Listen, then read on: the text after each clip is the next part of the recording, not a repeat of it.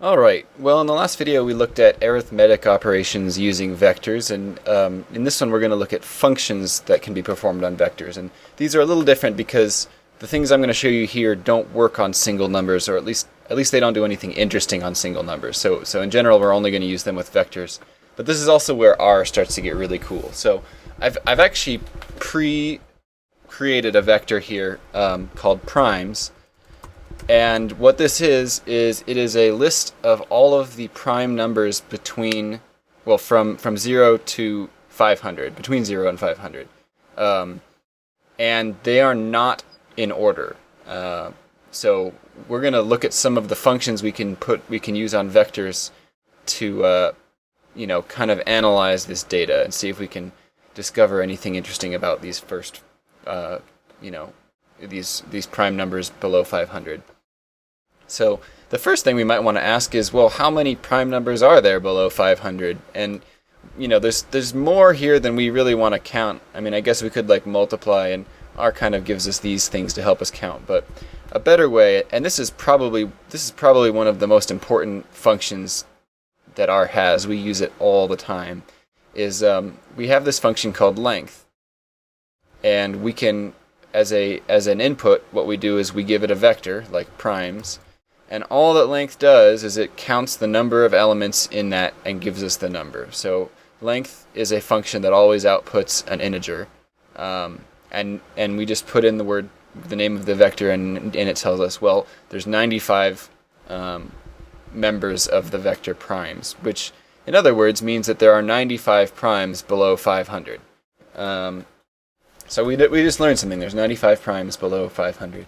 What if we wanted to know, and this is another function that we use a lot in statistics, what if we wanted to find the average, the average of all these primes? Well, we can use the mean function. Mean is another word for average, and it's the one that we generally use in statistics.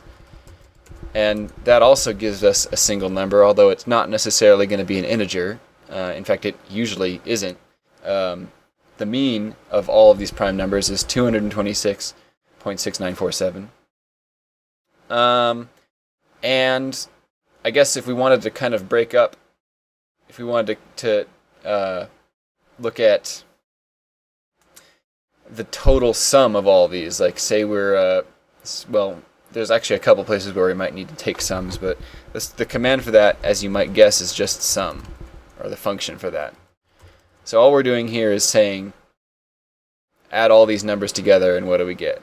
And incidentally, if we wanted to do mean, if we wanted to kind of manually figure out the mean, we could take sum of primes and divide it by the length of primes.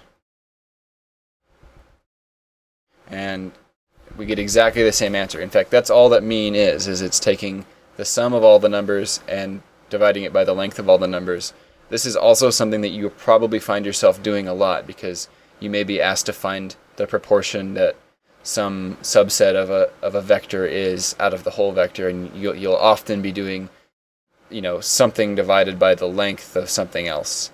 Or so we use this a lot. Definitely a good idea to remember that length. Now, I'm also going to show you, as I showed you, this primes vector is not in order, and that so far nothing we're doing here is that's not really going to matter for anything we're doing here. But I'm going to show you there's a sort command or sort function, and this orders them from low to high. Now it's important to remember here, and I know I said this in the last video too, but it's worth repeating, that I did not just sort the primes vector. Like, the primes vector is still out of order. What I did was I told R, take the primes vector, sort it, and just display the results on screen. If I wanted to save the primes vector as sorted, like if I wanted to actually, save the fact that I've rearranged this vector, I need to say something is assigned to the result of sort primes. Like I could say, sorted primes. Or I could assign it back into primes, but I'm actually not going to do that because I'm going to use the fact that they're not sorted in a few minutes. right, next function is min and max. So these tell us, out of a vector, find the highest or lowest value and just give me that value. So I could say it's probably easy to tell what this is going to be because we've got a sorted list here, but if I say min of primes, it's 2. That's the lowest the lowest number in the vector, and max is I believe 499, yeah. So those are also things that we're going to use on occasion, and they're pretty easy to remember. And there's more. We're going to, I'm going to introduce more later as we go on and get into more advanced stuff, like when we're looking at variance and standard deviation and stuff like that. But I'll just be introducing those functions as we arrive at them. But these functions, especially length, like I'm maybe being unsubtle here, but especially length, these are functions we're going to be using all the time. So we kind of want to learn them as the basics.